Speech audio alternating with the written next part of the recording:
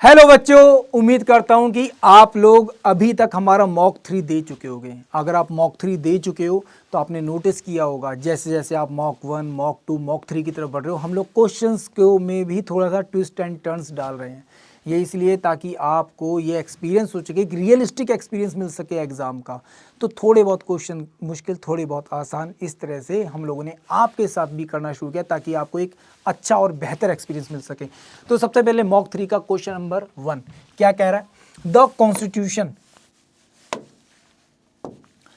Constitution forbade the employ of children below the age of year dangerous job like a factory and mines. भाई आपसे पूछा गया actual में क्या, किस साल के बच्चों को, कितनी उम्र के बच्चों को किसी भी खतरनाक हैजार्ड प्लेस पर काम करने से मना किया जाता है, जैसे कि कारखाने और खदानें। तो भाई ऐसा कौन सा आर्टिकल है? आपको पता है हम लोग यहां पर बात कर रहे हैं फंडामेंटल राइट्स के बारे में। किसके बारे में बात करें? फंडामेंटल राइट्स के बारे में। और यहां पर स्पेशली बात हो रही है किसके बारे में? राइट अगेंस्ट एक्सप्लॉयटेशन के बारे में। किसके बारे में बात हो रही है? राइट अगेंस्ट एक्सप्लॉयटेशन के बारे में। आर्टिकल नंबर, अगर मैं यहां पे आर्टिकल आपसे पूछूंगा तो आप लोगों ने आर्टिकल यहां पे लगाया होगा क्या? 24। आर्टिकल अगर आपसे पूछूंगा तो आर्टिकल नंबर क्या लगाओगे आप लोग? 24 लगाओगे। बट अगर यहां पे हैजार्ड प्लेसेस को लेकर आंसर लगाना होगा तो कितने साल का लगाओगे? आप लगाओगे जी 14 साल। कौन सा? 14 साल। बट वैसे काम करने की जो लीगल एज होती है वो होती है 18 वर्ष। बट कुछ परिस्थितियों में, विषम स्थितियों में यहाँ पे 14 साल बताया गया, पर हैजार्ड प्लेसेस पे नहीं, ऐसी जगह पर नहीं जहां पे जीवन को खतरा हो। बात समझ में आई? तो आपको राइट आंसर पता चल गया, बी। नेक्स्ट क्वेश्चन देखते हैं। In which year was Kalidas सम्मान एस्टेब्लिश? कालिदास सम्मान किस वर्ष स्थापित किया गया था? भाई सीधी सी बात है, क्या नृत्य, कला, साहित्य, काव्य, इन सब के लिए दिया जाता है। ये जो कालिदास सम्मान है ये इन सभी चीजों के लिए क्या किया जाता है? दिया जाता है। अब आपको बताना है कि ये किस वर्ष में स्थापित किया गया था। तो राइट आंसर यहां पर क्या है? राइट आंसर क्या है? डी, 1980 में। कब स्थापित किया गया था? 1980 में। और इन सभी चीजों के लिए ये सम्मान दिया जाता है। म्यूजिक हो गया, डांस हो गया, कला, साहित्य, काव्य, इन सभी के लिए ये सम्मान क्या किया जाता है? दिया जाता है। इसमें थिएटर एंड आर्ट भी काउंट किया जाता है। खैर आगे बढ़ते हैं, नेक्स्ट क्वेश्चन की तरफ देखते हैं। Who amongst the following was won the Oscar as well as the Golden Globe award? ऐसे व्यक्ति के बारे में बात करें जिसने ऑस्कर भी जीता है और गोल्डन ग्लोब अवार्ड भी जीता है। कौन सा ऐसा व्यक्ति है इंटरनेशनल म्यूजिक के प्लेटफॉर्म पर? आपको बताना है। यहां पे ऑप्शन से पता चलेगा किन के बारे में बात हो रही है। पंडित जयशंकर जी, AR रहमान, रविशंकर जी या जाकिर हुसैन? बढ़िया क्वेश्चन है। अब ऐसा क्वेश्चन क्या करंट से भी है, एक तरह से देखा जाए आर्ट एंड कल्चर से भी जुड़ा हुआ है। तो ये क्वेश्चन अगर आपके सामने आता है तो आपको क्या प्रॉपर नॉलेज होनी जरूरी है। अगर आप लोगों ने देखा होगा तो एक पर्सन थे जिन्होंने मूवी में बड़ा बेहतरीन सॉन्ग दिया था, और मूवी में जो सॉन्ग दिया था उसका नाम क्या था? जय हो। आई होप आप लोगों ने सुना होगा जय हो। कौन? नाम से याद आ गया होगा किसके बारे में बात हो रही है? AR रहमान जी के बारे में। और मूवी का नाम था क्या? Slum dog millionaire. मूवी का नाम क्या था? Slum dog millionaire. तो राइट आंसर आपको पता चल गया। ये बात हो रही है ईयर 2009 के बारे में। क्लियर? नेक्स्ट क्वेश्चन की तरफ बढ़ते हैं आगे। In which of the following state have a highest literacy rate according to the census 2011? 2011 की जनगणना के अनुसार निम्नलिखित में से किस राज्य की साक्षरता दर सबसे अधिक है? साक्षरता दर सबसे अधिक है। लिटरेसी रेट मतलब कि व्यक्ति को किसी उस राज्य में लोगों को किसी एक भाषा में लिखना, बोलना, पढ़ना अच्छे से आता हो, सिग्नेचर करना आता हो, ऐसी स्थिति को हम लोग क्या कहते हैं? लिटरेसी कहते हैं। क्या कहते हैं? लिटरेसी कहते हैं। भाई सबसे कम तो हमको पता है भाई बिहार हमारा बीमारू राज्य के तौर पर दुनिया के सामने आ चुका है अनफॉर्चुनेटली। अब यहां पे पूछा गया सबसे बेहतर कहां पर, तो सबसे बेहतर की जब बात की जाती है तो केरल, और बात करेंगे तो कितना? ये करीबन करीबन 94% तक है। कितनी है? 94% तक आता है। कहां पर? केरल में। क्लियर? चलो आगे बढ़ते हैं। नेक्स्ट क्वेश्चन क्या कह रहा है? Which of the following river not include in a Panchnad? भाई कौन सी रिवर ऐसी है जो पंचनद में इंक्लूड नहीं है? पंचनद में इंक्लूड नहीं है। पंचनद मतलब 5 नदियों का समूह। 5 नदियों का समूह मतलब किस जगह के बारे में बात कर रहा है ये आपसे? पंजाब के बारे में बात कर रहा है। किसके बारे में बात कर रहा है? पंजाब के। पंजाब में कौन कौन सी नदियां हैं क्या सबको पता है? भाई सीधी सी बात है, आप खुद दो सोचो। यहाँ पर जब यहाँ पे पंचनद के बारे में बात कर रहा है तो पंचनद में पंजाब वाले रीजन के बारे में बात कर रहा है, और यहाँ पर इंडस को छोड़कर बाकी सभी नदियां आती हैं। बाकी सभी नदियां आती हैं। पंचनद मतलब क्योंकि ये पंचनद जो है ये इंडस की सहायक है। क्या है? पंचनद की बात करेंगे जब भी हम लोग पंचनद, तो इंडस प्लस पंचनद, तो ये क्या है? ट्रिब्यूटरी है इंडस की। इंडस नहीं इसके साथ है, इंडस की ट्रिब्यूटरी है, तो इंडस को अलग रखा जाता, पंचनद को अलग। इनको मिलाएंगे तो क्या हो जाएगा? सिंधु नदी तंत्र बन जाएगा, हमारा इंडस रिवर सिस्टम बन जाएगा। बात समझ में आई? तो ये सारी ही नदियां इसमें क्या है? इंक्लूडेड है, सिवाय किसको छोड़कर? इंडस को छोड़कर। किसको छोड़कर? इंडस नदी को छोड़कर। आई होप ये बात आपको समझ में आ गई होगी। इसका मतलब झेलम, चिनाब, रावी, व्यास, सतलज, है ना। झेलम, चिनाब, रावी, व्यास, सतलज ये सब की सब पंचनद मानी जाएंगी। नेक्स्ट क्वेश्चन देखते हैं। Fundamental duties were added in a constitution of India under the leadership of which prime minister of India? भारत के किस प्रधानमंत्री के नेतृत्व में भारत के संविधान में मौलिक कर्तव्यों को जोड़ा गया था? मौलिक कर्तव्यों को जोड़ा गया था। बात कर रहा है किसके बारे में? फंडामेंटल ड्यूटीज के बारे में। आप पहले आई थी 10, आगे चलकर इसमें एक और जुड़ गई, है ना। आगे चलकर इसमें एक और जुड़ गई। कौन सी जुड़ी थी? आपके शिक्षा से संबंधित थी। किससे जब संबंधित थी? शिक्षा से संबंधित थी। पहली जो 10 आई थी वो कब आई थी? 1976 में आई थी। और ये वाली जो आई थी ये कब आई थी? 2002 में आई थी। तो एक 10 एक तरफ और ये वाली। अब ये किस समय पर हम लोग बात करें इनके बारे में? ये तो थी किसके बारे में? एजुकेशन को लेकर। सीधे बोले तो राइट टू एजुकेशन। हम लोग इन 10 के बारे में बात करें तो ये 10 इंदिरा गांधी के समय पर। किसके समय पर? इंदिरा गांधी के समय पर। कौन सा अमेंडमेंट था? अगर अमेंडमेंट मैं आपको बताऊं तो 42nd amendment. 42nd amendment 1976 is the right answer. ये कई बार पूछा जाता है, एसएससी भी बहुत पूछता है। निम्नलिखित में से कौन सा त्योहार अगस्त और सितंबर के महीने में मनाया जाता है? Which of the following festival is celebrated in the month of August and September? Makar Sankranti, Patang Mahotsav, Bikaner महोत्सव या ओणम? हाँ भाई, क्या होगा इसका आंसर? अगर हम लोग इस क्वेश्चन के बारे में बात करते हैं तो ये क्वेश्चन क्या बताएगा आपको भाई? अगर हम लोग देखें तो मलयालम कैलेंडर के अकॉर्डिंग महाबली के वापस आने पर ओणम बनाया जाता है। क्या बनाया जाता है? ओणम बनाया जाता है। तो राइट आंसर आपका यहाँ पर क्या हो गया? डी हो गया आपका राइट आंसर। क्या हो गया? डी हो गया आपका राइट आंसर। मकर संक्रांति सीधे सीधे जनवरी का, सबको पता है। पतंग महोत्सव मतलब नहीं बनता, ठीक है, ये तो मतलब ही नहीं बनता। पतंग महोत्सव अलग अलग होते हैं, और देखा जाए तो मूल रूप से गुजरात के क्षेत्र में होते हैं। वैसे तो भारत में कई जगह पतंग उड़ाई जाती है, पर मूल रूप से गुजरात। बीकानेर महोत्सव ये एक अलग महोत्सव है। बीकानेर महोत्सव और राजस्थान का मरु महोत्सव ये थोड़े आसपास के समय में होते हैं, वो एक अलग है। तो अगस्त सितंबर ओणम।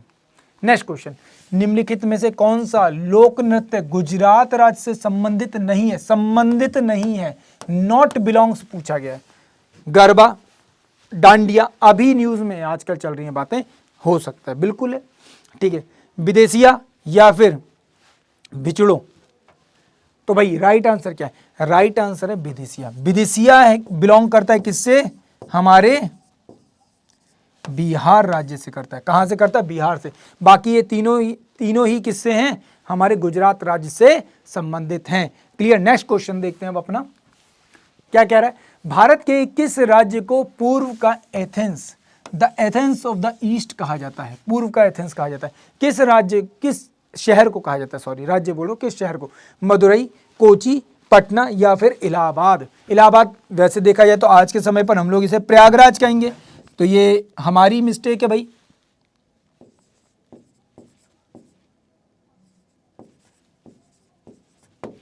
क्या प्रयागराज कहेंगे? तो बताओ भाई राइट आंसर यहां पर क्या लग जाएगा आपका? अगर यहां पर बात करें तो राइट आंसर होगा क्या इसका? मदुरई। राइट आंसर क्या होगा? मदुरई आपका यहां पे राइट आंसर होगा, ए, है ना। 2500 साल पुराना इसका इतिहास है ना।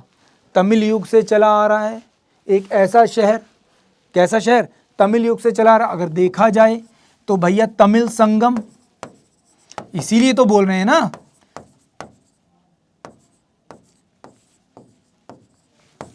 किसकी वजह से, तमिल संगम की वजह से महत्वपूर्ण है। नेक्स्ट क्वेश्चन की तरफ बढ़ते हैं। क्या कह रहा है, भौगोलिक संकेत टैग पाने वाला पहला भारतीय उत्पाद कौन सा था? क्या, जियोग्राफिकल इंडिकेटर्स। आज के समय पर इंडिया में शायद 200 से, शायद 200 या 170 के आसपास जीआई टैग दिए जा चुके हैं। अब मुझे एग्जैक्ट नंबर याद नहीं है, 170 के आसपास जीआई टैग दिए जा चुके हैं। अब इतने सारे जीआई टैग्स याद रख सकते हो नहीं, पर कुछ इंपॉर्टेंट फैक्ट होते हैं, उनको तो याद रखोगे। अगर आपके राज्य को लेकर कुछ पूछ लिया, कुछ ऐसी चीज़ें, अब नो डाउट ये सारे के सारे ही इंपॉर्टेंट हैं। चाहे आप अरनमुला कंडली बोलो, ये भी इंपॉर्टेंट है। दार्जिलिंग चाय नो डाउट इंपॉर्टेंट है। कैटरीना चावल ये भी इंपॉर्टेंट, एंड मधुबनी पेंटिंग ये भी, ये सारे के सारे ऐसे जिनको जीआई टैग दिया जा चुका है। पर यहाँ पर आपसे क्या पूछेगा, यहाँ से आपसे पूछ रहा है सबसे पहले किसको दिया गया था। तो ईयर बात हो रही है कब की, 2004 की। सबसे पहला कब दिया गया था, 2004 में। किसको दिया गया था, दार्जिलिंग टी को। किसको दिया गया था, दार्जिलिंग टी को। ये अवार्ड, या एक तरह से बोला जाए पहला जीआई टैग दिया गया था, जियोग्राफिकल इंडिकेटर, कि उसी जगह से ये चीज़ मिलती है। इसको एक तरह से क्या कर दिया गया, पेटेंट कर दिया गया उस जगह के नाम से, है ना, इस तरह से। नेक्स्ट देखते हैं, भारत के किस प्रकार में की बेरोजगारी पाई जाती है, भारत में किस प्रकार की अनएम्प्लॉयमेंट पाई जाती है। आज के टाइम पर बहुत ज़्यादा चर्चा में रहता है अनएम्प्लॉयमेंट। स्ट्रक्चरल, सीजनल, या डिस्कस छदम जो बेरोजगारी होती है वो, या फिर उपयुक्त सभी। संरचनात्मक बेरोजगारी तो भारत में कुछ भी हो जाए, संरचनात्मक बेरोजगारी तो 100% मिलेगी ही मिलेगी। 100% भारत में ये बेरोजगारी तो मिलेगी ही मिलेगी। क्यों? क्योंकि गवर्नमेंट उस हिसाब से पॉलिसीज़ या इंफ्रास्ट्रक्चर बिल्ड नहीं करती कि रोजगार अपने आप ही बनता रहे, सृजन होता रहे अपने आप उसका। ऐसा कोई हमारा इंफ्रास्ट्रक्चर, ऐसा कोई हमारी पॉलिसीज़ हैं ही नहीं। तो ये तो सीधा सीधा बात हो गई। अब राइट, वैसे यहाँ पे आंसर क्या है, राइट आंसर यहाँ पे है आपका डी। अगर डी ना होता, यहाँ पे कोई और नाम लिखा होता, कोई सी और बेरोजगारी का नाम लिखा होता, तो हमारे डायरेक्ट आंसर हो जाता ए। क्योंकि इंडिया में सबसे ज़्यादा जो बेरोजगारी मिलती है वो कौन सी मिलती है, स्ट्रक्चरल अनएम्प्लॉयमेंट होता है, संरचनात्मक बेरोजगारी। उसके बाद बाकी की बेरोजगारियां भी हमको देखने को मिलती हैं, परंतु मूल रूप से जो दिखती है वो हमको यही दिखती है, ए। क्लियर? पर आज हमारे सामने दे रखा है ऑल ऑफ द अबव, तो अभी हम लोग आंसर क्या लगाएंगे, यहाँ पर डी आंसर लगाएंगे। आगे बढ़ते हैं। नेक्स्ट क्वेश्चन क्या कह रहा है, which feature of Indian constitution is not taken from America. America से नहीं लिया गया है, अमेरिका के संविधान से नहीं लिया गया है, अमेरिका के संविधान से नहीं लिया गया। इसका मतलब आंसर क्या हो जाएगा भाई, सीधी सिंपल बात है, प्रेम्बल लिया गया, सिंगल सिटीजनशिप, जुडिशियल रिव्यू लिया गया, फंडामेंटल राइट 100% लिया गया, सिंगल सिटीजनशिप कहाँ से लिया गया, ये कहाँ से लिया गया, ये इंग्लैंड या फिर एक तरह से बोलें यूके से लिया गया। कहाँ से लिया गया, यूके से लिया गया। सिंगल सिटीजनशिप का कॉन्सेप्ट, किसका, सिंगल सिटीजनशिप। सिटीजनशिप रहेगी तो हमारी, वरना किसी और की लेते ही अपनी वाली खत्म। फिर बात करते हैं टाटा ट्रस्ट के नए अध्यक्ष के रूप में किसको नियुक्त किया गया। ये बहुत ही ज़्यादा दुखद खबर थी कि रतन टाटा जी की क्या हो गई, मृत्यु हो गई। काफ़ी लंबे समय से बीमार थे, उम्र भी तो थी ही ज़्यादा, परंतु यहाँ पर एक बहुत बड़ा झटका लगा देश को कि देश ने सच में एक रतन खो दिया, सच में एक रतन खो दिया। राइट आंसर क्या है, न्योल टाटा। क्या है, न्योल टाटा। क्लियर? जो कि उनके स्टेप ब्रदर हैं, वो आज के टाइम पर क्या करेंगे, इनको टाटा ट्रस्ट को संभालेंगे। और इससे पहले वो टाइटन और ट्रेनेंट की जो इनकी ब्रांचेस थी, या फिर एक तरह से बोले टाटा के साथ जो जुड़े हुए समूह थे, उनको संभाल रहे थे। खैर आगे बढ़ते हैं।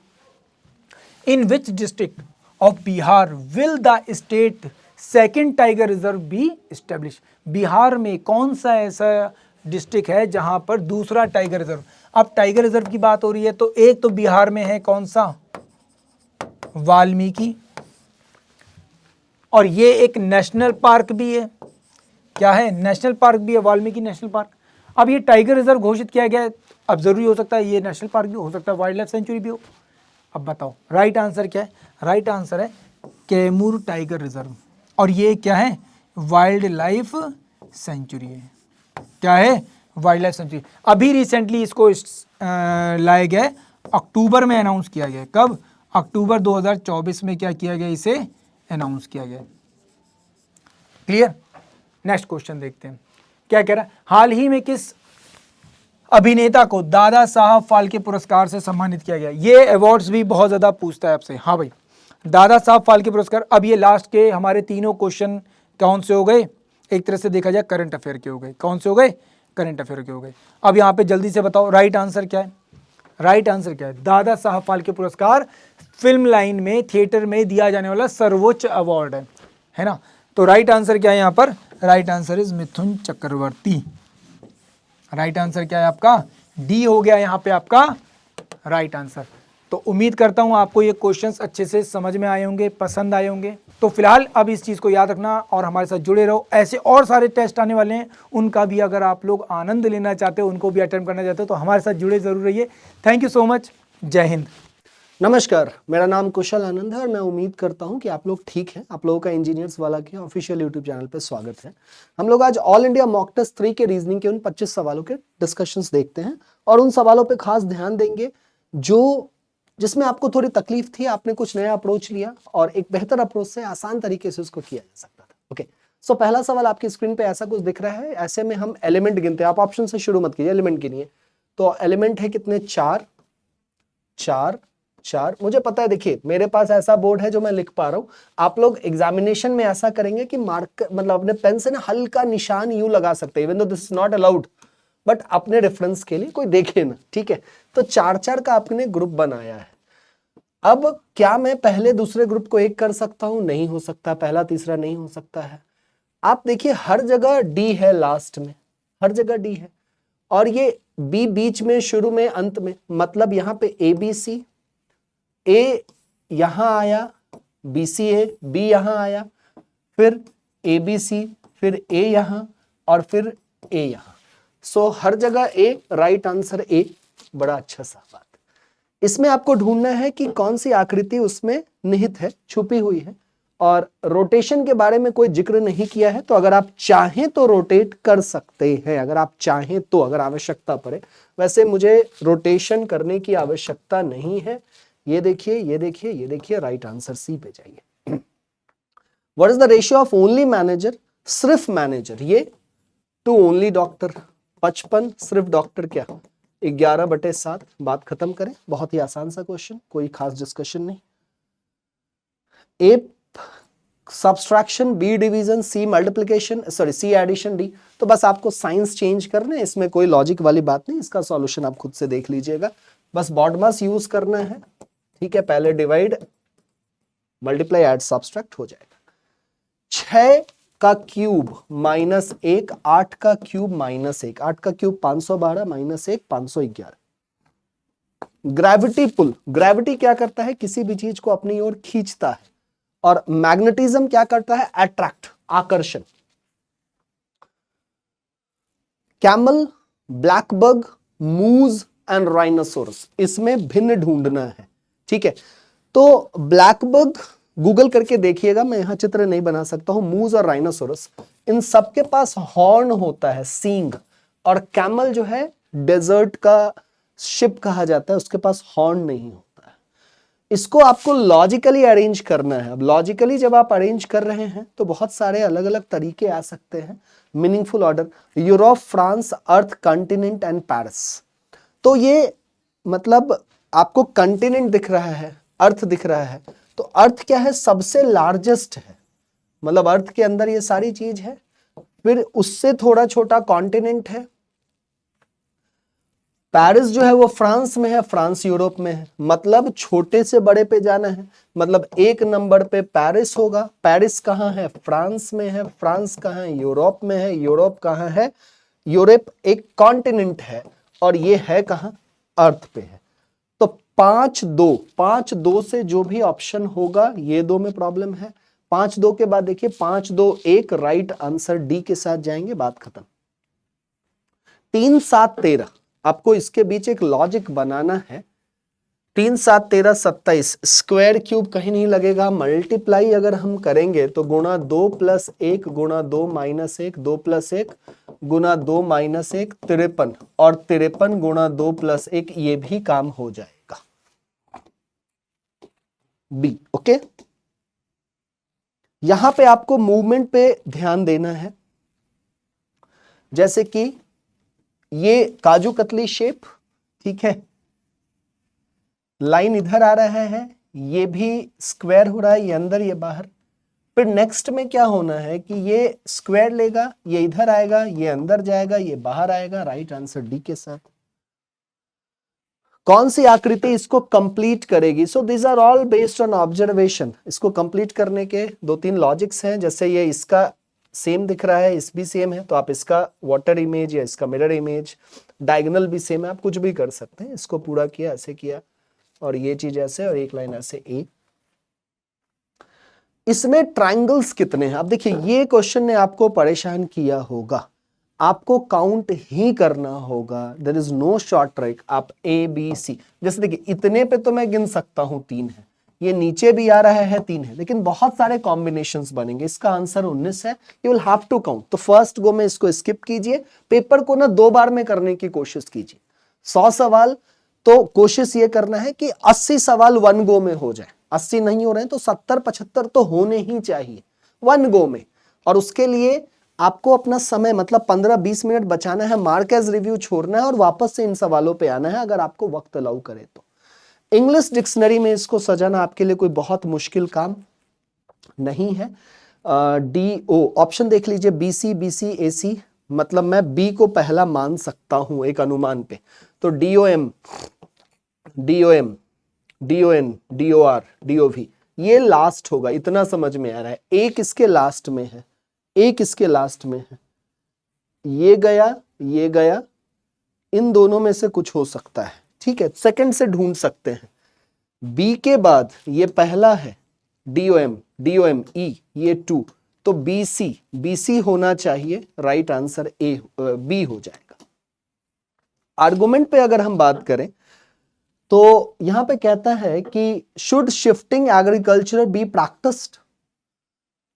No, it is only worthy, it is not worthy practice. ये कहना ठीक नहीं है, ये गलत बात है, बिल्कुल है। Yes, when compare to modern method of farming it is less expensive, बात ठीक कह रहा है। सेकंड कंक्लूजन यहां पे ट्रू है, ठीक है। बहुत सारे लैंड फॉर्म्स में आपको शिफ्टिंग करना पड़ता है और एक्सपेंसिव भी ज्यादा नहीं।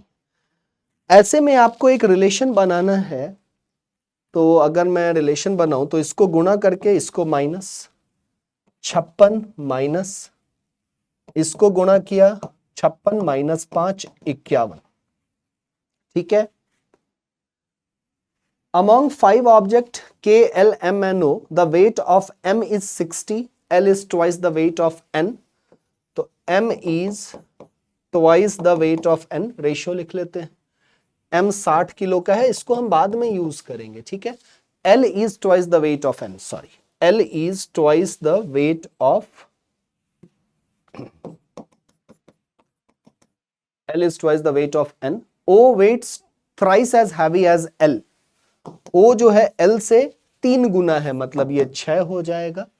K weights half the weight of O. K weights half the weight of O, ये 3 हो जाएगा। If K weights equal to M, if K weights equal to M, what is weight of N? ठीक है, तो 3 इकाई का मान 60 है, तो 1 का मान 20 है, N का मान 20 हो जाएगा। 13 133 6, इसके बीच का एक रिलेशन सोचना है, तो 13 का स्क्वायर 169, 6 का स्क्वायर 36, 133 मिल गया। तो किस में मिल जाएगा? ए ऑप्शन में। 10 का स्क्वायर 100 माइनस 36 64। अच्छा यहां 64 नहीं है, तो 9 का स्क्वायर चेक करना होगा 81, 4 का स्क्वायर 36, 5 65, ठीक है ना। 9 का स्क्वायर 81, 4 का स्क्वायर 16, 36 में क्यों लिख रहा हूं, अब ठीक है। नेचुरल वे, अब यहां पे थोड़ा सा फिर से आपके दिमाग को घुमाने की कोशिश की गई है कि पहले इनको अरेंज करना है और फिर इसमें से और ढूंढना है। तो अगेन फर्स्ट गो में स्किप वाला क्वेश्चन है, क्योंकि एक क्लिक में पकड़ लिया तो बहुत बढ़िया, नहीं तो फिर परेशान है। वैसे पहली बात जो है वो क्रिकेट है। एक मिल जाएगा ना तो सब लिंक लग जाएगा। हॉकी है, ये चेस है और ये फुटबॉल है। अब आप खुद सोचिए, चेस इंडोर गेम है और बाकी सारे आउटडोर गेम है। अब ऑप्शन सी नहीं है, सी यहां, लेकिन सी कहां है? डी के साथ। रेलवे ऐसा खूब करता है। So the right answer is D. इस आकृति में आपको ढूंढना है कि इसका मिरर इमेज कौन सा होगा। ठीक है, तो ये नहीं हो सकता है, ये नहीं हो सकता है, इन दोनों में कंफ्यूजन है क्योंकि ये यहाँ पे आना चाहिए, इधर डार्क वाला पार्ट जाना चाहिए, ये सर्कल जो है ये इधर पेंटेड होना चाहिए, ये नहीं। Right answer A. मीस नाइट एंगल बर्ड, चूहे, बुलबुल और पक्षी। ये है बुलबुल, नाइट एंगल सारे बर्ड होते हैं और मीस चूहा अलग होता है। इसमें से आपको भिन्न ढूंढना है। मुझे नहीं लग रहा है कोई बहुत जटिल सा काम मैंने यहाँ भिन्न ढूंढने के लिए मैं आपको दे दिया है कि ये सेम है, ये डिफरेंट है, क्योंकि ये देखिए मिरर इमेज है इसका, ये डिफरेंट। क्यूट को लिखा है 62, कूट नहीं है, क्यूट। ग्रेड को है 20। अब एक बात सोचिए, नंबर छोटे हैं, इसमें 4 अक्षर है, 4 को 3 से गुना करें, 1 कम से, तो ये मिलेगा। इसमें 5 है, 1 कम से गुना कीजिए, ये मिलेगा। प्लेस वैल्यू लिखते, लेकिन यहाँ पे क्लिक वाली बात है, एलिमेंट्स छोटे थे, तो ये 2 है, 2 में आप 1 से गुना कीजिए, 2 मिलेगा। राइट आंसर सी मिलेगा। प्लेस वैल्यू हर बार लिखने की आवश्यकता नहीं है। एम्बेडेड वाला हिस्सा आपको ढूंढना है कि ये आकृति कहां है। रोटेशन की कोई बात नहीं है, ठीक है, रोटेशन की कोई बात नहीं है। एक तीर होना चाहिए, तीर तो है इसमें, लेकिन ये लाइन नहीं आ रहा है। सी में देखिए तो ठीक। Mother, women and pilots, mother, women, pilot. तो कुछ मां पायलट हो सकती हैं, कुछ पायलट मां हो सकती है, और सारी मां जो है वो वुमेन ही होंगी, सारी मां जो है वो वुमेन ही होंगी। यहां पे आपको इसको फिल करना है, एलिमेंट गिनेंगे। 3 एलिमेंट का यूज है, x y z. Question option देख के ये लग रहा है 3 3 3 और 3। तो यहां अगर हम y कर दें, यहां z कर दें, यहां x कर दें, यहां y कर दें। एक तो तरीका ये है कि मैंने 3 ग्रुप बनाया और तीनों में ही तीनों एलिमेंट को मैंने क्या कर दिया, फिक्स कर दिया। एक तो तरीका ये है, ठीक है। तो क्या ऐसा ऑप्शन है y z नहीं है, ऑप्शन नहीं है, तो ये काम नहीं कर रहा है। कोई बात नहीं, 3 का ग्रुप से नहीं हुआ तो हम 4 का ग्रुप बना लेते हैं। किसी को सेम हम नहीं कर पा रहे हैं, ग्रुपिंग पे नहीं हो पा रहा है, कुछ हटके सोचना होगा, तो ऐसा कीजिए x y z 2 बार, x x y y z z और x y z। इसीलिए मैंने इस टाइप के 2 क्वेश्चंस डाले हैं, थोड़े एक्सेप्शनल से क्वेश्चंस थे इसीलिए डाल दिया। मुझे पता है पहले तरीके से आप सब करेंगे, ऑप्शन नहीं मिले तो थोड़ा अप्रोच को सुधारना है। X y z, x x y y z z और एक्स वाई जेड, तो y x z y, y x z y, right answer आपको बी मिलेगा। ठीक है, यहां तक की बातें ठीक है। Okay, so this was the discussion. I hope it was clear for every one of you. ठीक है, टेस्ट अगर नहीं दिया है, सॉल्यूशन से पहले हमेशा टेस्ट देखिए, that is important. So that would be all the very best. तैयारी करते रहिए, घबराइए नहीं, निश्चित अच्छा होगा। सीख रहे हैं, निश्चित अच्छा होगा। एग्जामिनेशन अगर जल्दी है तो सबके लिए जल्दी है, इस बात पे भी विचार बनाइए। ठीक है, anything else you want to discuss, please let me know in the comment section. सवाल अच्छे थे, सीरीज के वेन डायग्राम के मैंने 2-3 सवाल डाले हैं। इट्स लाइक अनुमान, क्योंकि एसएससी रेगुलर बेसिस पे एग्जामिनेशन हुआ, एसएससी जेई का, आरआरबी जेई का 5 वर्षों बाद हो रहा है, तो ट्रेंड को समझना थोड़ा सा मुश्किल है, हर के लिए मुश्किल है। अब यही होगा, परीक्षा के बाद जिन्होंने जैसा पढ़ाया वैसे आ गए, तो हमें पता था, पता नहीं था, वो एक तुक्के वाली बात होती है। इस बात को भी समझिए, आप लोग समझदार लोग हैं। ठीक है, तो हम मिक्स्ड हर टाइप के क्वेश्चंस कर रहे हैं, और मैक्सिमम क्वेश्चंस जो है आपके परीक्षा के पूछे गए हैं, वो एसएससी हो, रेलवे हो, जहां जहां पूछे जा रहे हैं। और ट्रेंड में ये सारी चीजें, तो 25 में से 17-18 क्वेश्चन तो ट्रेंड वाले डालता हूं, और 7-8 सवाल वो अनुमान पे कि भाई कहीं ये भी तो पूछ सकता है, क्योंकि कोई श्योरिटी नहीं है, इस बात पे भी सोचना है आपको। Okay, so fine, that would be all. ध्यान रखें, stay blessed, over and out. नमस्कार, मेरा नाम कुशल आनंद है और मैं उम्मीद करता हूँ आप लोग ठीक होंगे। आप लोगों ने इस ऑल इंडिया मॉक टेस्ट 3 को दिया होगा। अच्छे क्वेश्चंस थे और उनको करने के बाद आपको थोड़ा बहुत कॉन्फिडेंस आया होगा। आइए कुछ चुनिंदा प्रश्नों को डिस्कस करते हैं जो बहुत ही महत्वपूर्ण हैं और जहाँ पे शायद आप थोड़े बहुत परेशान हुए और उसके लिए एक ठीक ठाक एक अप्रोच भी है अपने पास, तो उसको डिस्कस करते हैं। ओके, तो पहला सवाल अगर हम देखें तो कहता है कि x y z are 3 integers और एक्स वाई का मान 8 है, एक्स वाई का मान 8 कह रहा है, वाई जेड का वैल्यू क्या कह रहा है, 13 कह रहा है, और जेड एक्स का वैल्यू क्या कह रहा है, 17 कह रहा है। एक्स स्क्वायर और y अपॉन एक्स, मतलब मुझे इंडिविजुअली कहीं ना कहीं से x, y, z तीनों की वैल्यू ढूंढनी होगी। अब अगर हम इसको ऐड करें तो 2 बार x 2 बार y, तो हम सीधा सीधा लिख लेते हैं 2 इंटू एक्स प्लस z, और इनको जोड़ा तो ये कितना है 38, मतलब x, y, z की जो वैल्यू है वो 19 के बराबर है।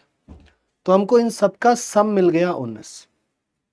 ठीक है, अब जरा देखिए, z निकालने के लिए x और y 8 है, ये 8 है, तो यहां से आप z की वैल्यू निकाल सकते हैं। 19 माइनस 8 कितना होता है, 11। पहला ये खत्म हो गया। अब हमें मान लीजिए x की वैल्यू निकालनी है, तो y और z कितना है, yz कितना है, yz देखिए कितना है 13, तो x कितना हो जाएगा 19 माइनस 13 इज इक्वल टू 6। हमने ये चीज भी निकाल लिया। हमें फिर एक चीज और निकालनी है, वो होगा y। वैसे हम डायरेक्टली y निकाल सकते हैं, बट आप यहां से भी निकाल सकते हैं। जैसे x और z कितना है 17, x और z कितना है 17। अब जब x और z 17 है तो y की वैल्यू क्या हो जाएगी, यहां से y की वैल्यू कितनी हो जाएगी 2। तो हमने x, y, z इन सबके इंडिविजुअल वैल्यू निकाल लिए। अब हमें करना क्या है, x square upon y z. X कितना है 6 इंटू 6, वाई कितना है, एक मिनट, वाई कितना है, वाई की वैल्यू है 2 और z कितना है 11। ठीक है, तो ये गया 3 बार, 18/11, राइट आंसर बी। सिंपल सा क्वेश्चन। ओके, अगला सवाल देखें। Out of 6 numbers the sum of first 5 is 7।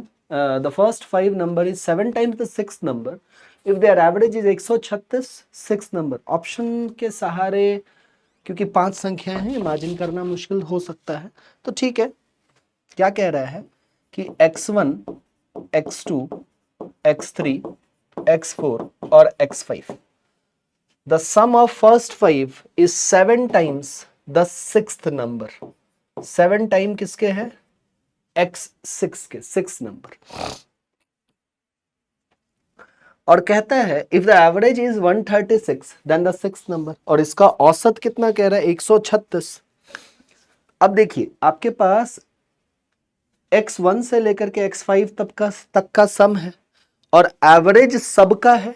Average मतलब सबका है, तो एवरेज से हम लोग सम निकाल सकते हैं x1 से लेकर के x6 का। 6 टर्म है, 136 गुणे 6 कर लेंगे। ठीक है, तो 6 6 हासिल 3, 18 3 हासिल 2 और 816। तो ये सम हो गया, 816 जो है ये सम हमारा आ गया। अब सम के बाद हमें निकालना क्या है, सिक्स नंबर निकालना है। 6 नंबर निकालना है मतलब मुझे ये ढूंढना है। अब देखो, यहां 5 तक, x1 से लेकर के 5 तक, ये 7 टाइम है 6 नंबर के, 7 टाइम है 6 नंबर के। तो मैं इस x5 तक को क्या मैं ऐसा लिख सकता हूं 7 6x प्लस, ठीक है।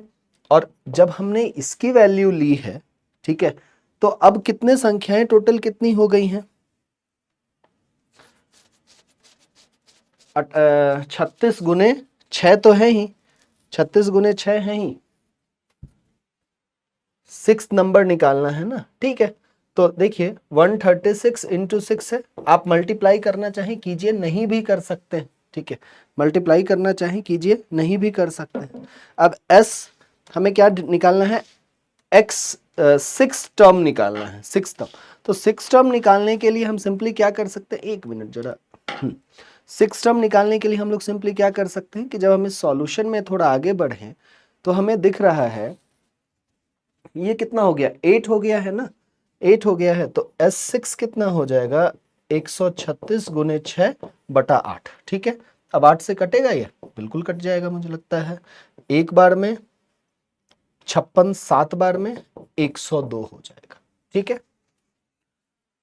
A person sells an article at 10% below its cost price had he sold at 332, ठीक है। ये सिंपल है, आप देख सकते हैं, कोई मुश्किल नहीं। ट्रेन क्रॉसेस 12 सेकेंड पोल को, तो पोल की लेंथ आप जीरो लेंगे, बहुत छोटा है। ब्रिज की लेंथ लेंगे, समय दिया है, कैन बी डन। ये देख लेते हैं क्योंकि आपने इसमें फटाफट किया जा सकता है और ये थोड़ा सा इजी अप्रोच डिस्कस किया जा सकता है इसके लिए, ठीक है। क्या कहता है कि AM जो है पैरेलल है BC के, ठीक है। द एरिया ऑफ क्वाड्रिलेटरल, देखिए कंस्ट्रक्शन में यूजुअली प्रॉब्लम है, लेकिन इस सवाल में कंस्ट्रक्शन किया गया है तो आपको समस्या नहीं है। इस बार के पेपर में कुछ ऐसे सवाल थे जहां आपको कुछ कंस्ट्रक्शंस करने थे, तो मैं करके दिखाऊंगा, उसके लिए आप चिंता ना करें। तो ट्राइंगल ABC है, MN जो है वो BC के पैरेलल है। द एरिया ऑफ क्वाड्रिलेटरल नीचे वाला इज 130।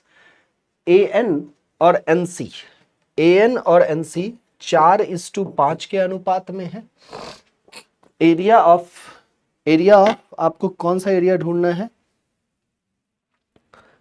एरिया ऑफ MAN इसका ढूंढना है। तो बहुत मुश्किल नहीं है, 4 और 5 के अनुपात में है, मतलब ये टोटल 4 और 5 में, मतलब ये टोटल कितना है, 9 है, पहली चीज तो ये। अब ऐसा हम कह सकते हैं कि ट्राइंगल ABC, इस इंटायर ट्राइंगल, इसका क्या है, AC क्या है, 9 है, और ट्राइंगल AM4, ठीक है। अगर इसको हम ABC को, अगर हम ट्राइंगल ABC को AMN से करें तो ये क्या है भाई, इसका 9 है और इसका 4 है, ठीक है। अब एक स्क्वायर कर लेते हैं, तो 81/16, यहां तक हम लोग पहुंच गए, 81/16। अब 81/16 जब आ चुका है तो फिर ज्यादा समस्या नहीं है MAN को निकालने में। MAN को अगर हमें निकालना है, ये जो टन है ना, बड़ा ही डिस्ट्रैक्शन वाली बात है। कोई नहीं, इसको आप कर सकते हैं, आप इस आइडेंटिटी से आगे बढ़ के आप कर सकते हैं। उसके बाद देखिए नेक्स्ट क्वेश्चन क्या है कि if the length of rectangle is increased by 40%, breadth is decreased by 20%, area of rectangle increase, find the value of x, ठीक है। तो ठीक है भाई, अगर L 100 है, B भी 100 है, ये बात हमने लेट किया है, तो लेंथ को कितना इंक्रीज किए हैं, 40% से, और B को क्या किए हैं, डिक्रीज बाई 20, मतलब 80 हो जाएगा। पहली बात तो यहाँ पहुंच गए। तो यहाँ से हम एरिया निकाल सकते हैं, इसका एरिया निकाल सकते हैं, 140 गुने 80, 140 गुने 80। अब जब 140 गुने 80 करेंगे तो क्या मिल रहा है अपने को, अगर आप चाहें तो पूरा सॉल्व करें, नहीं है तो नहीं भी सॉल्व करेंगे तो चलेगा, ठीक है। लेकिन 00 रखो, 14×8 = 112 कर लो। Find the area of rectangle increased by then the area of rectangle x%, then the value of x, percentage increase निकालना है। शुरू में एरिया क्या था, 10,000, परसेंटेज इंक्रीज निकालना है। परसेंटेज इंक्रीज कितना हो जाएगा, 1200, इसमें से इसमें घटाया, कितने पे, 10,000 और इंटू 100, ठीक है। तो 20 से 20 गया, 20 से 20 गया, 12% का इंक्रीज है, काम खत्म कीजिए। नेक्स्ट देखते हैं, क्वेश्चन कह रहा है कि ABC are 3 points on a circle such that the angles subtended by chord AB and AC at center O are 110, 130 degree. Then the value of triangle ABC. अब वही मैंने आपको कहा था कि तो कुछ ऐसे क्वेश्चंस हैं जहां आपको कंस्ट्रक्शन करने होंगे, ठीक है। तो देखिए इसका मैं कंस्ट्रक्शन में आपको हेल्प करता हूं, फिर बाकी काम आप बड़े इजीली देख लेंगे। कि यदि ABC किसी वृत्त के 3 बिंदु, ठीक है, तो आपने 3 बिंदु ले लिया, मान लीजिए A यहां है और angle subtended by AB and AC at centre O, ठीक है, ऐसा angle subtended by AB and AC, ठीक है, AB and AC at centre O are 110 and 130, ठीक है। तो 110 है AOB, ये कितना है 110 है, और AOC कितना है 130 है, 130 है।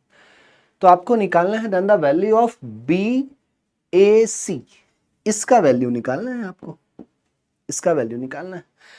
तो अब क्या कर सकते हैं, थोड़ा दिमाग लगाइए। अब ये पूरा ट्रायंगल है, पूरा ट्रायंगल है, ये हमको पता है, ये हमको पता है, तो क्या ये दोनों सेम होंगे, रेडियस है, तो ये 180 में से 180 टोटल है, 50 50 25 25 ये हो जाएगा।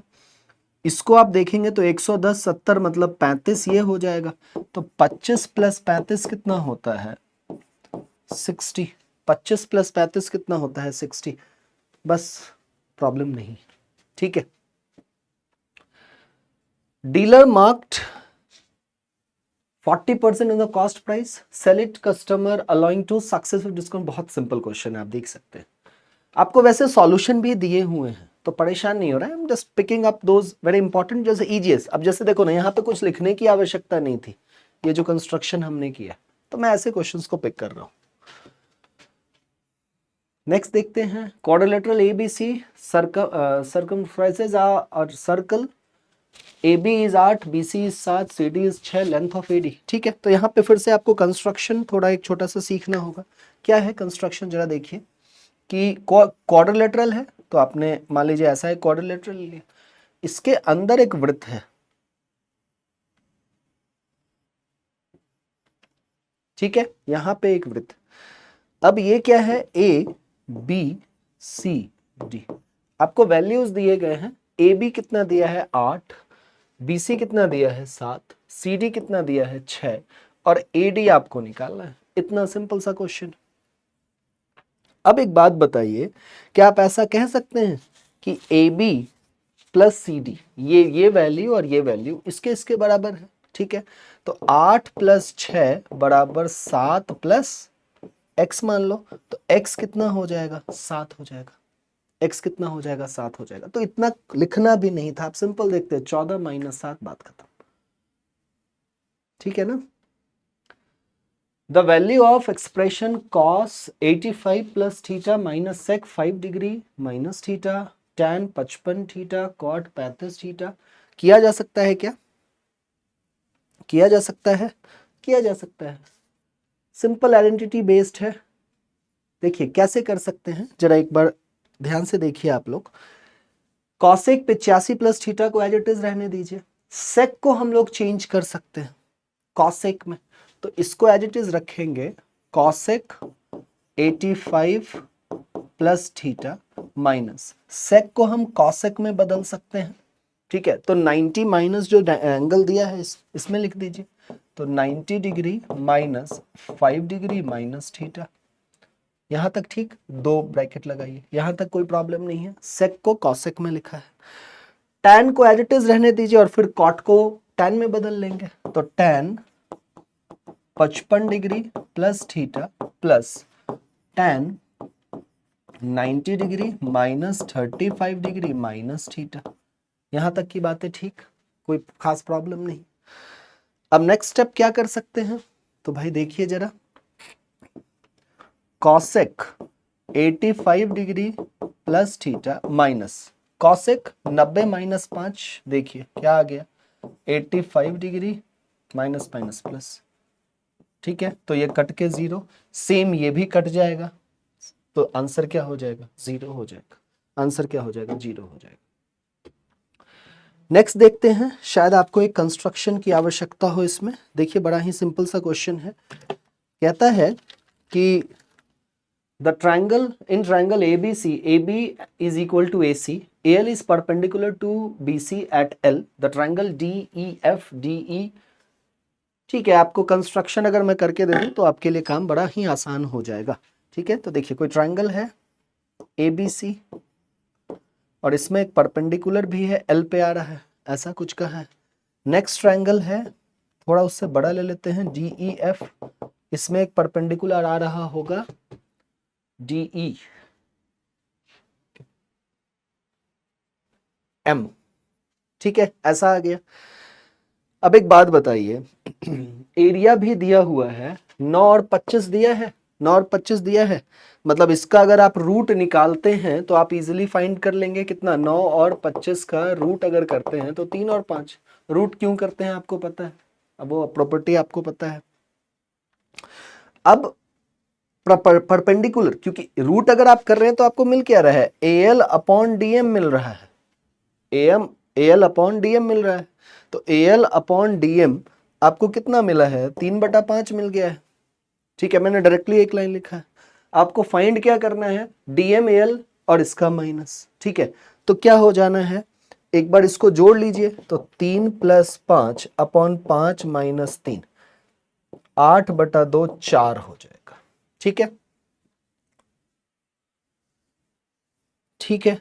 नेक्स्ट देखिए, the average of first 4 number is 3 times the fifth number. If average of all the 5 number is 85.5, the fifth number is, again find किया जा सकता है।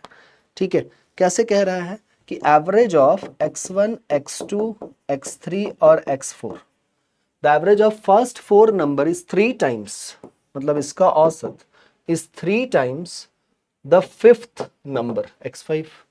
If the average of all the 5 number, तो आप सम निकाल सकते हैं सारे का, x1 x2 ऐसे करके आप x5 तक का सम निकाल सकते हैं, क्योंकि एवरेज पता है। तो एवरेज कितना है, 85.8 इंटू 5। ठीक है, हासिल 4 9 429 429। अब जब आपको 429 मिल चुका है तो आपको x फिफ्थ नंबर निकालना है ना। तो देखो इसका इसका क्या है, 3x है, मतलब ये 12 हो जाएगा। x4 तक कितना हो जाएगा, ये 12x हो जाएगा। ठीक है, 12x5 हो गया, और x5 है 429 है, तो x5 कितना हो जाएगा, 429/13, 429/13, 3 बार में और 3 बार में 33। ठीक है, नेक्स्ट एक्सप्रेशन अगर आप ध्यान से देखें तो a + b - c का cube plus a - b + c का cube -8a³ is equal to, यहां पे थोड़ा सा अगर हम कुछ चीजों को एज्यूम करें तो काम बन सकता है और जल्दी बन सकता है। क्या एज्यूम कीजिए आप, कि मानिए कि b c दोनों 0 के बराबर है। ठीक है, तो यहां से मैं ऐसा लिख सकता हूं, a³ प्लस BC क्या 0 के बराबर है, प्लस ये फिर से देखिए a³, ठीक है, -8a³, 8a³, इसका वैल्यू किसके बराबर है, किसी चीज के नहीं, तो इसको सॉल्व कर लेते हैं, -6a³। यहां तक हम पहुंच गए, यहां तक पहुंच गए। अब एक बार ऑप्शन अगर हम देखें तो 6a के साथ d को देखिए जरा, एक बार d को देखिए क्या कह रहा है, क्योंकि b और c हमारा 0 है, तो ये 0 ये 0 ये 0 ये 0, बिल्कुल ये सेटिस्फाई कर रहा है। ठीक है, नेक्स्ट कि in a circle with radius 5 a chord at a distance of 3, construction की आपको आवश्यकता है। कोई सर्कल है, उसका रेडियस 5 है, कॉर्ड है 3 के डिस्टेंस पे है। From the centre the length of chord, आपको लेंथ ऑफ कॉर्ड निकालना है। ठीक है, तो देखिए अगर हम इसको, मैं AO और इसको आप B ले लीजिए और M ले लीजिए, ठीक है। अब मुझे अगर ट्रायंगल AOM इसको सॉल्व करना है तो ये 5 है, ये 3 है, तो 5 का स्क्वायर 25 माइनस, तो ये कितना हो जाएगा 4। ये 4 है तो ये भी 4 है, ये 4 है तो ये भी 4 है, तो आप सिंपल कह सकते हैं कि 8 के बराबर। Pythagoras theorem, easy question. Okay, next, PQRS is a cyclic quadrilateral. Again cyclic quadrilateral है तो कोई खास समस्या नहीं है कि सर्कल के अंदर एक क्वाड्रिलेटरल है, ठीक है, ऐसा साइक्लिक क्वाड्रिलेटरल कंस्ट्रक्शन वाली बात। तो PQRS साइक्लिक, P ये x का वैल्यू दे रहा है, QR कह रहा है 16.8, इसको कह रहा है 14, यहां कह रहा है 25.2, एंड PR बाइसेक्स QS, ठीक है भाई, PR को QX पे बाइसेक्ट भी करवा दो। What is the value of x? x का मान आपसे पूछ रहा है, तो क्या आप कह सकते हैं कि ट्रायंगल P कहां पे बाइसेक्ट कर रहा है? ऐसा कुछ नहीं कह रहा है ना, कोई नहीं, कोई नहीं, आप M ले लीजिए। क्या आप ऐसा कह सकते हैं कि ट्रायंगल PMS ये वाला ट्रायंगल, ठीक है, और QMR ये कॉन्ग्रुएंट है, कॉन्ग्रुएंट है, तो मैं इससे MS अपॉन MR ये फाइंड कर लूंगा, एक रेशियो मिल जाएगा। कितना रेशियो हो जाएगा? 10/10, ठीक है। तो MS अपॉन MR का रेशियो कितना हो जाएगा भाई? 25.2 है ना, 25.2 और 16.8, ये पहला इक्वेशन, पहला वैल्यू जो हमने ढूंढा। उसी प्रकार आप PQM इसको और इसके साथ कॉन्ग्रुएंट कर दीजिए, तो यहां पे हमको क्या मिलेगा? x अपॉन 14, क्योंकि ये x और 14, और इधर क्या मिला है भाई? MQ अपॉन MQ और MR, ये बात समझ में आया, ठीक है। अब एक बात और दिया गया है क्वेश्चन में कि बाइसेक्ट कर रहा है, बाइसेक्ट मतलब ये सारे इक्वल होंगे, ये सारे इक्वल होंगे, तो आप सिंपली कर सकते हैं कि इसकी वैल्यू इसके बराबर, तो x बटा 14 इज इक्वल टू 25.2 16.8, यहां से आप x की वैल्यू निकाल लीजिएगा, उत्तर आ जाएगा, ठीक है। नेक्स्ट क्वेश्चन देखते हैं। 2 नंबर्स आर इन रेशियो, अरे ये बिल्कुल नहीं देखना है, 5 का मान तो 1 का मान 4, 28, बात खत्म कीजिए, ठीक है। नेक्स्ट क्वेश्चन, ट्रायंगल ABC 40, बड़े इजीली आप कर लेंगे। Difference between 62% and 80% of the number is 198, but the difference between 92, ठीक है, हो जाएगा। 80% और 62% का डिफरेंस कह रहा है, मतलब 18% का डिफरेंस कर रहा है 198। The difference between 62% and 80% of a number is 198. The difference between 92 and 56% of the number will be, तो 8% का वैल्यू कितना है? 198 अपॉन 18, और निकालना कितना है? 92 माइनस 56% का वैल्यू, तो 198 अपॉन 18 इंटू ये कितना हो जाएगा? 36, दो बार में, तो ये कितना हो जाएगा? A। पूरा सॉल्व करने की आवश्यकता नहीं। A person marked his good price 40% profit, but he declared a sale allowing 20% discount at the mark price. What is the profit percentage of the person in the whole transaction? ठीक है, CP मान लीजिए। CP अगर मानते हैं 100, कुछ ऐसे भी देखो, अलग अलग तरीके से मैं सॉल्व कर रहा हूँ, जिसके साथ भी सहज है आप उसके साथ आगे बढ़ सकते हैं, ठीक है। तो CP मानते हैं 100। अब मार्क्ड प्राइस क्या हो जाएगा? MP क्या हो जाएगा? 40%, मतलब 140 हो जाएगा। डिस्काउंट जो आपको दिया गया है 20%, डिस्काउंट हमेशा MP पे दिया जाता है, ठीक है। तो SP क्या होता है? SP क्या होता है? MP minus mark price minus discount, discount हमेशा मार्क प्राइस पे आपको मिलता है। तो ये 140 और कह रहा है इसका 20%, ठीक है, 20% ऑफ 140, 20% ऑफ 140, सॉल्व कीजिए, 0 से 0 गया, 0 से गया, 140 माइनस 28, ठीक है, 112, तो पूछा क्या है, प्रॉफिट परसेंट। तो 100 का चीज 112 में बेचा, 12%।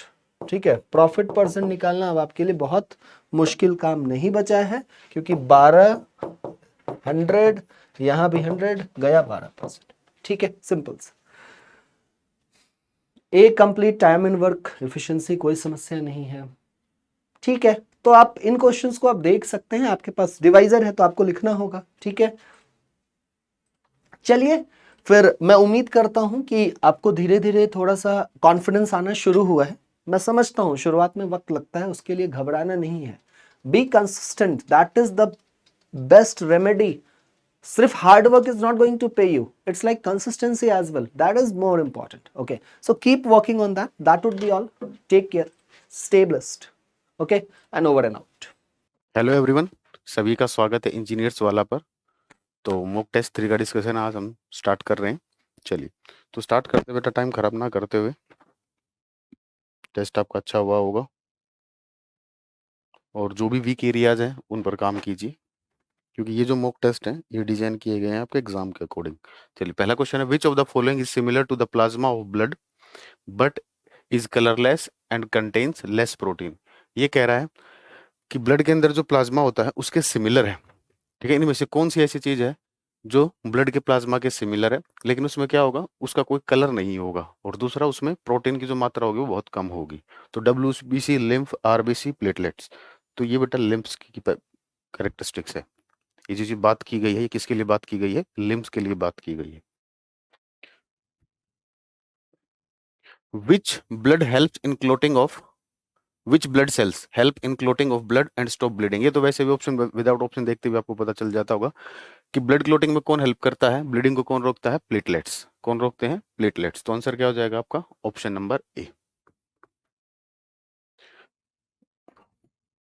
Why is deoxygenated blood kept separate from oxygenated blood in the hearts of some animals like human beings? ये कह रहा है ह्यूमन बींग की तरह जो एनिमल्स होते हैं उसमें हम क्या करते हैं, ऑक्सीजनेटेड ब्लड और डीऑक्सीजनेटेड ब्लड को सेपरेट करते हैं। इससे क्या, ऐसा क्यों करते हैं उनके अंदर, ताकि वो क्या कर सके, देखिए, to help in the growth and functioning of muscles, नहीं, to help in keeping the body temperature constant, वो अपनी बॉडी का टेम्परेचर कांस्टेंट करने के लिए उनमें ऐसा होता है। तो आंसर हो जाएगा option number B. During digestion the role of bile, bile का काम क्या होता है बेटा, एमल्सिफिकेशन कराता है फैट का। बाइल का काम क्या होता है, एमल्सिफिकेशन कराता है फैट का। एब्जॉर्प्शन ऑफ फैट नहीं, एमल्सिफिकेशन ऑफ फैट, बिल्कुल सही। तो आंसर होगा आपका option number B. The contraction and expansion movements of the walls of the food pipe is called dash motion. इस मोशन को क्या बोलते हैं, जब आप खाना खाते हो, ठीक है ना, तो कॉन्ट्रैक्शन और जो एक्सपेंशन होता है फूड पाइप का, उसको हम क्या बोला जाता है, पेरिस्टालसिस। क्या बोलते हैं उसको हम, peristalsis.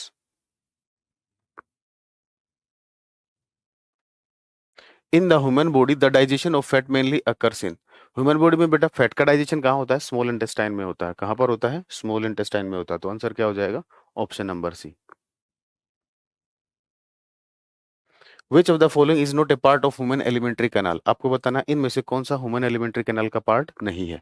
Oral, oral cavity, alveoli, gall bladder, large intestine. तो एल्वेलाई जो होता है वो आपका इसका पार्ट नहीं होता है।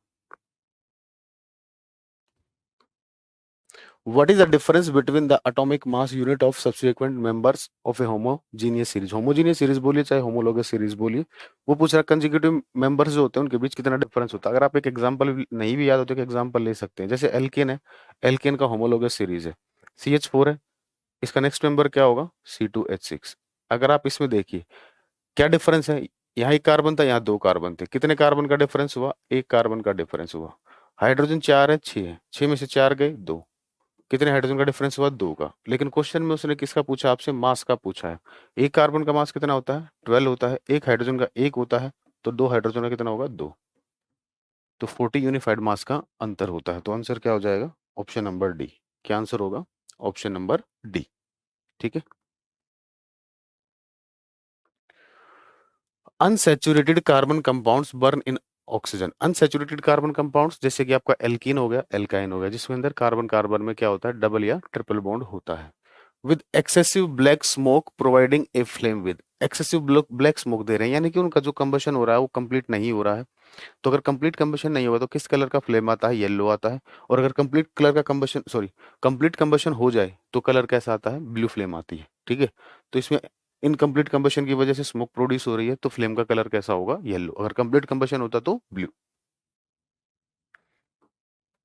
The formation of water from hydrogen and oxygen is an example of, देखिए हाइड्रोजन और ऑक्सीजन से वाटर बना।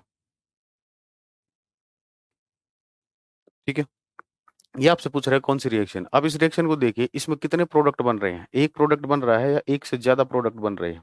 इसमें एक प्रोडक्ट बन रहा है। तो ऐसी रिएक्शन जिसमें रिएक्टेंट आपके एक से ज्यादा होते हैं लेकिन प्रोडक्ट एक बनता है, ऐसी रिएक्शंस को हम क्या बोलते हैं? कॉम्बिनेशन रिएक्शन बोलते हैं। तो आंसर हो जाएगा option number C. The triad of group two metals, group two में कौन से मेटल होते हैं? बेटा मांगे कार सेंट्रो बाबरो, ये ग्रुप सेकंड। तो इसके ट्राइड्स पूछे हैं आपने, देखिए ये तो इसके अंदर होता ही नहीं, कार्बन भी नहीं होता, कैल्शियम स्ट्रोंशियम बैरियम ये तीनों इसके अंदर है, फ्लोरीन क्लोरीन आयोडीन इसमें होते ही नहीं। तो आंसर क्या आ जाएगा? ऑप्शन नंबर सी, ये ग्रुप टू के ट्राइड्स है, ग्रुप टू के ट्राइड्स।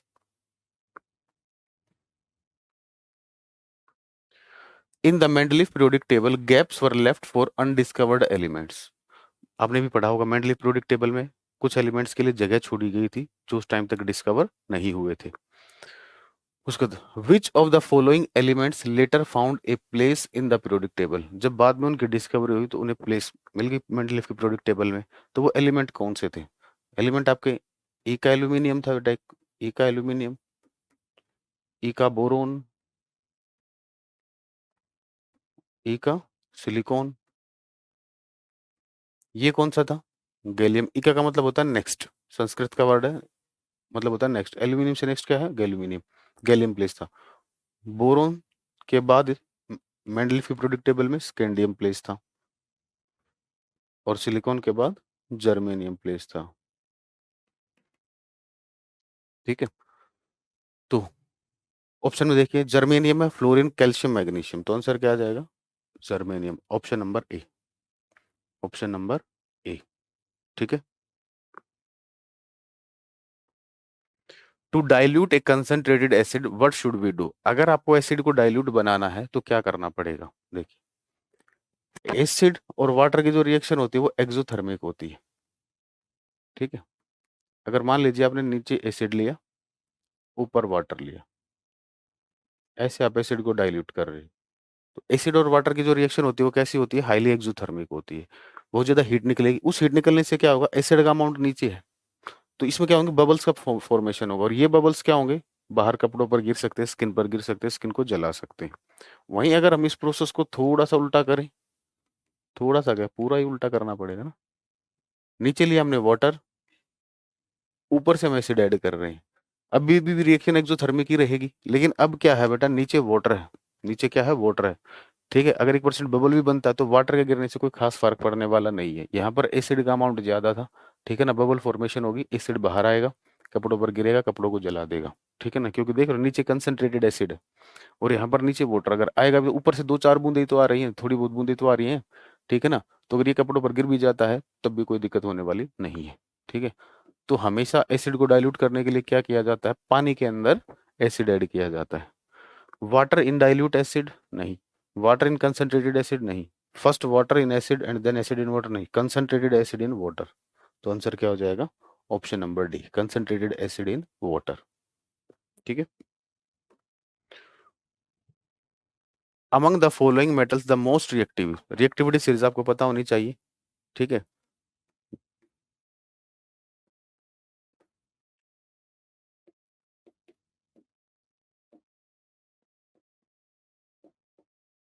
बीच में लिखना चाहो तो टिन भी आ जाएगा।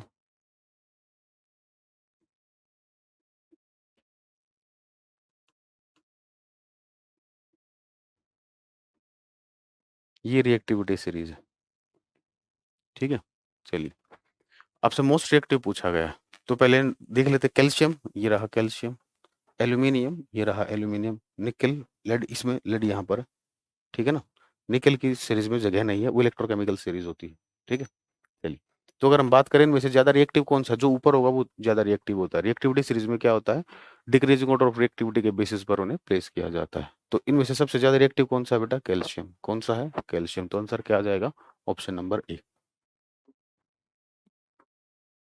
विच gap is produced during Which gas is produced during electrolysis of brine that burns with a pop sound? Pop sound सुनते ही सबको पता चल जाता होगा इसका आंसर। पॉप साउंड सुनते क्या आंसर क्या होगा बेटा आपका, हाइड्रोजन होगा। क्या आंसर होगा, हाइड्रोजन होगा। पॉप साउंड के साथ कौन सी गैस जलती है, हाइड्रोजन जलती है। तो आंसर क्या हो जाएगा, option number B. Which of the following statement is true, आपको इसमें से सही कथन पहचानना है। During the reduction reaction there is a loss of proton, नहीं बेटा। ऑक्सीडेशन रिएक्शन हो चाहे रिडक्शन रिएक्शन हो, तो प्रोटॉन का तो कोई रोल ही नहीं है। रोल किसका होता है, इलेक्ट्रॉन का रोल होता है। रिडक्शन में क्या होता है, गेन ऑफ इलेक्ट्रॉन होता है, और ऑक्सीडेशन में क्या होता है, रिलीज ऑफ इलेक्ट्रॉन होता है, ठीक है ना। ऑक्सीडेशन में क्या होता है, रिलीज ऑफ इलेक्ट्रॉन होता है। तो during reduction reaction there is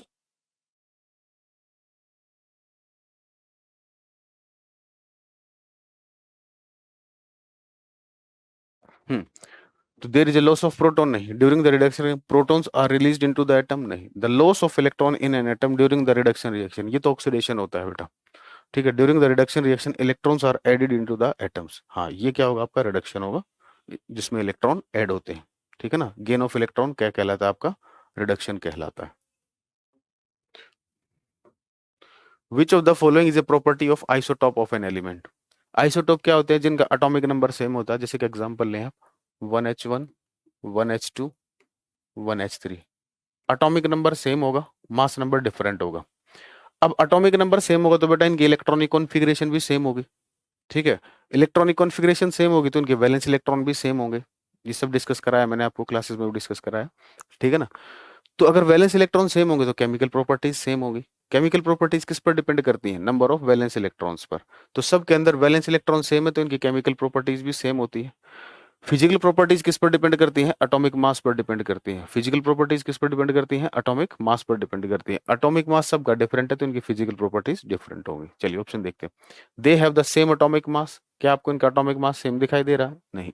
there atomic number are same, हाँ सर एटॉमिक नंबर सेम दिखाई दे रहा है। They exhibit different physical properties, अगर मास डिफरेंट है तो फिजिकल प्रॉपर्टीज डिफरेंट होंगी, बिल्कुल सही बात है।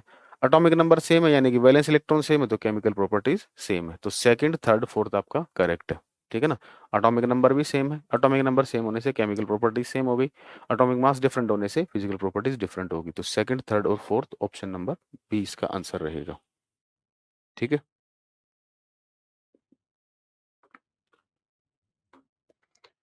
The part of the magnet from where magnetic field lines emerges is known as, तो जिस पार्ट से रेज निकलती हैं वो कौन सा होता है आपका, नॉर्थ पोल होता है। आप लोगों ने देखा भी होगा मैग्नेट का अगर डायग्राम आप ड्रॉ करोगे तो जैसे मैग्नेट है, ये इसका नॉर्थ पोल है, ये इसका साउथ पोल है। नॉर्थ पोल से रेज निकलती हैं, साउथ पोल पर जाती हैं और खत्म नहीं होती, वापस नॉर्थ पोल पर आती है। तो निकलती कहाँ से है वो, नॉर्थ पोल से निकलती हैं। कहाँ से निकलती हैं, नॉर्थ पोल से निकलती हैं। The force acting on a current carrying conductor place in a magnetic field is, आप लोगों ने बेटा Fleming left and right hand rule पढ़े होंगे, ठीक है, इस तरीके से, ठीक है ना। Four finger, middle finger, thumb, ये तीनों क्या होते हैं, एक दूसरे के परपेंडिकुलर होते हैं। अब पढ़िए question. The force acting on a current carrying conductor place in a magnetic field, एक करंट कैरिंग कंडक्टर को मैग्नेटिक फील्ड में प्लेस कर दिया है। वो आपसे पूछ रहा है फोर्स किस डायरेक्शन में लगेगा, यहीं से पता चल रहा है फोर्स क्या होगा, इनके परपेंडिकुलर होगा, perpendicular to the direction of current and magnetic field, ठीक है ना। करंट के और मैग्नेटिक फील्ड की डायरेक्शन के क्या होगा, परपेंडिकुलर होगा, ठीक है ना।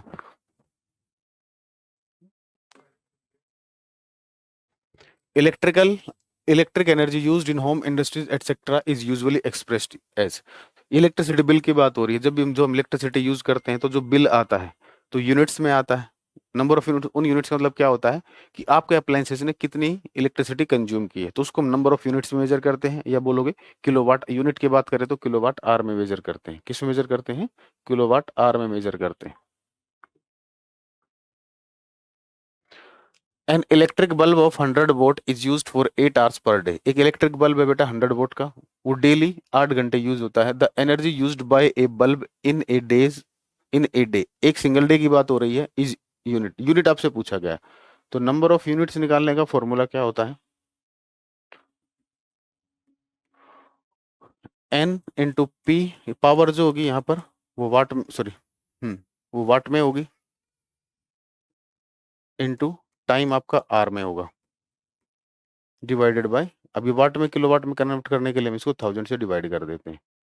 तो अप्लायंसेस अगर वो कुछ नहीं बोल रहा, यानी कि एक अप्लायंसेस है, पावर कितनी दे रखी है, 100 वोल्ट दे रखी है, कितने घंटे चलता है, 8 घंटे एक दिन में, ठीक है, उसने एक ही दिन की आपसे पूछी है,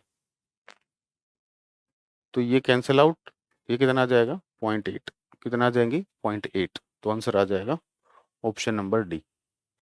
क्या आंसर रहेगा, ऑप्शन नंबर डी, ठीक है, आगे बढ़े। Two identical bulbs are connected in parallel, दो आइडेंटिकल बल्ब्स हैं, उन्हें पैरेलल में कनेक्ट कर दिया है,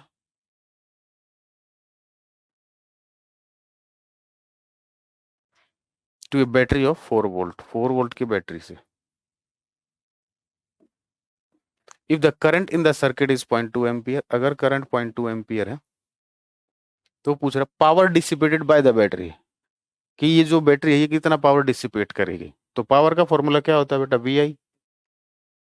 बैटरी के बारे में पूछ रहा है, तो बैटरी का वोल्टेज कितना है, 4 वोल्ट है, बैटरी ने कितना करंट दिया, 0.2 दिया, तो कितना आ जाएगा 0.8 वोट। क्या आंसर आ जाएगा 0.8 volt, option number B, 0.8 volt, option number B. If the current passing through a heater is tripled by keeping resistance and time of the current flow unaltered, then the heat produced क्या होती है बेटा, I square RT होती है, क्या होती है, heat produced I square RT होती है, ठीक है। तो यहां पर उसने कहा रेजिस्टेंस और टाइम कांस्टेंट है, तो H डायरेक्टली प्रोपोर्शनल हो गया T स्क्वायर के, सॉरी I स्क्वायर के। तो उसने क्या बोला है आपको, the current passing through heater is tripled, इसको 3 गुना कर दिया, 3 गुना करने का मत करिए, तो क्या हो जाएगा ये 9I स्क्वायर, यानी कि 9 टाइम्स ऑफ इनिशियल हीट हो जाएगा, डायरेक्ट किया है मैंने, ठीक है ना। तो कितना हो जाएगा, become 6 times, double triple becomes 9 times, तो क्या हो जाएगी, हीट जनरेट 9 टाइम्स हो जाएगी। A spherical mirror and a thin spherical lens each have a focal length of -20 centimeter. Which of the following is likely be true in such a scenario? अच्छा देखो क्या कह रहा है, एक स्फेरिकल मिरर है, पहले मिरर को देखते हैं, कौन से मिरर का फोकल लेंथ नेगेटिव होता है, किसका होता है भाई, कॉनकेव का होता है। आप देख भी सकते हो, एक मिनट, कॉनकेव जो होता है ये इस तरीके से होता है कॉनकेव, यहाँ पर हमारा पोल होता है, तो इस फोकल लेंथ लेफ्ट में होगा क्योंकि इसका कर्व सरफेस उस तरफ है, तो इसका फोकल लेंथ होगा नेगेटिव, तो यानी कि मिरर कौन सा हो गया, ये कॉनकेव मिरर हो गया। और लेंस की बात करें तो लेंस में भी फोकल लेंथ नेगेटिव किसका होता है, कॉनकेव लेंस का ही होता है, यानी कि यहाँ पर मिरर और लेंस दोनों कैसे हैं, कॉनकेव। तो बोथ आर कॉन्वेक्स, नहीं the mirror is concave and the lens is convex, नहीं the mirror is convex and lens is concave, नहीं बोथ आर कॉनकेव। क्या आंसर होगा, option number D, both are concave. The focal length of a convex lens is 25 centimetre. Convex lens की focal length दे रखी है, focal length क्या होगी, positive होगी कॉन्वेक्स लेंस के लिए। पावर आपको निकालनी है, ये 25 सेंटीमीटर है, मीटर में कन्वर्ट करोगे तो, क्योंकि पावर निकालने के लिए हमें फोकल लेंथ किस में चाहिए, मीटर में चाहिए, तो पावर क्या होगी 1/f होगी, फोकल लेंथ की value 25/100,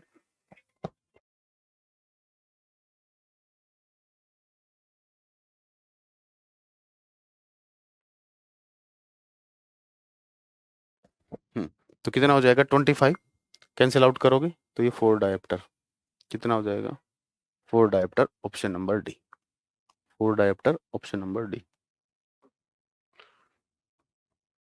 An object is placed at a distance of 40 centimetre from a convex lens. Convex lens की बात हो रही है बेटा, ऑब्जेक्ट डिस्टेंस तो हमेशा ही नेगेटिव में होगा, -40 centimetre, have an object is placed at a distance of 40 centimetre from a convex lens having focal length। अब कॉन्वेक्स लेंस का फोकल लेंथ पॉजिटिव होता है, ये हो गया 20 सेंटीमीटर। अब वो आपसे पूछ रहा है which option given below correctly describe the nature and the relative size of image formed with in respective order. चलिए, तो अगर हम यहाँ से इमेज निकाल लेते हैं एक बार, लेंस फॉर्मूला यूज करेंगे, 1/f बराबर है 1/v माइनस 1/u। तो 1/v की वैल्यू कितनी हो जाएगी यहाँ से, 1/f प्लस 1/u।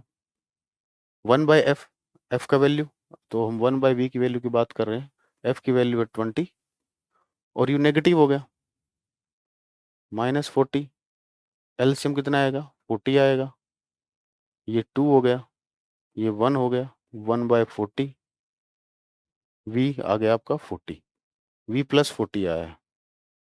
ठीक है, चलिए मैग्निफिकेशन निकाल लेते हैं। मैग्निफिकेशन का फॉर्मूला होता है -v/u। v की वैल्यू कितनी आ गई, 40 आ गई, u भी कितना है, 40 आ गया। ठीक है ना, 40 से 40 कैंसिल आउट, यानी कि मैग्निफिकेशन आ गई 1। यानी कि साइज ऑफ इमेज और साइज ऑफ ऑब्जेक्ट क्या होंगे, बराबर होंगे, क्योंकि मैग्निफिकेशन क्या आ रहा है, 1 आ रहा है।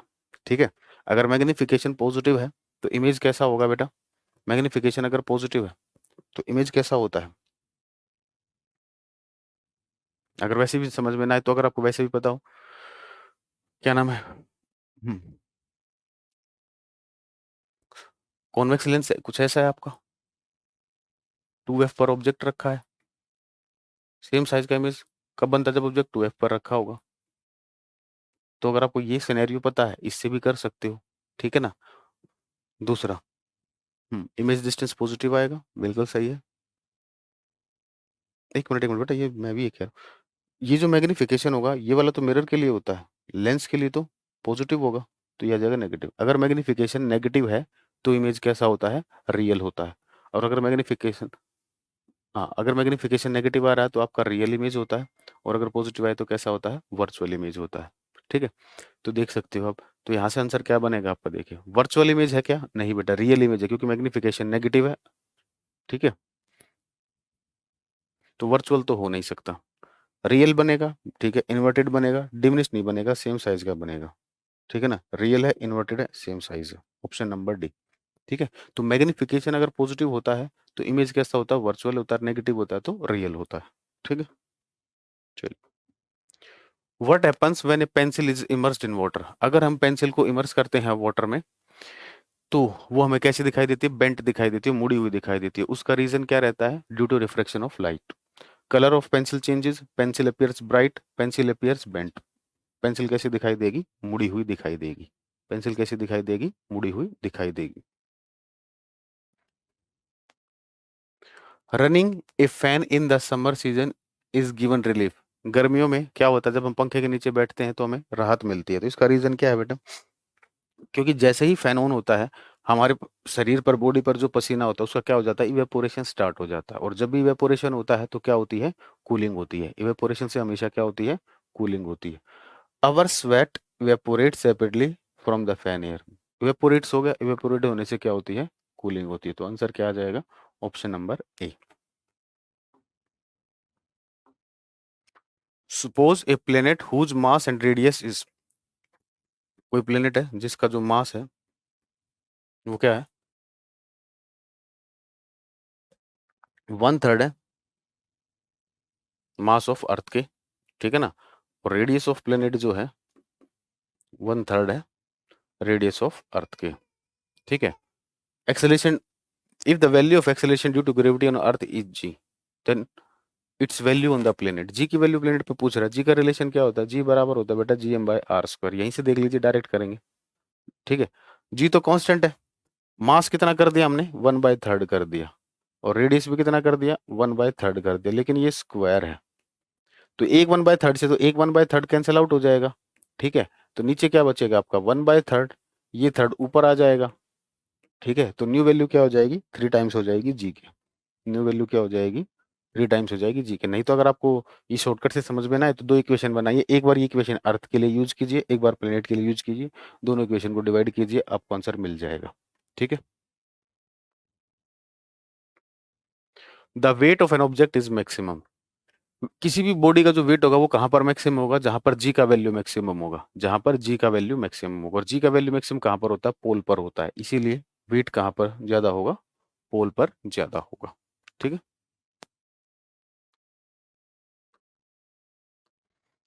ठीक है। तो बेटा जो भी आपने टेस्ट दिया है उसको थोड़ा सा एनालाइज भी किया करो कि आपसे कोई क्वेश्चन नहीं बन रहे हैं तो कौन से नहीं बन रहे हैं। लगातार आप ये तीसरा मॉक टेस्ट था तो आप समझ गए हो कि आपके कौन से वीक एरियाज हैं, कौन से स्ट्रॉन्ग एरियाज है। तो जो वीक एरियाज है थोड़ा उन पर काम कीजिए, और ऐसा नहीं कि स्ट्रॉन्ग एरियाज को छोड़ दो, उनकी भी प्रैक्टिस करते रहिए। ठीक है। Okay guys, thank you, bye bye, take care.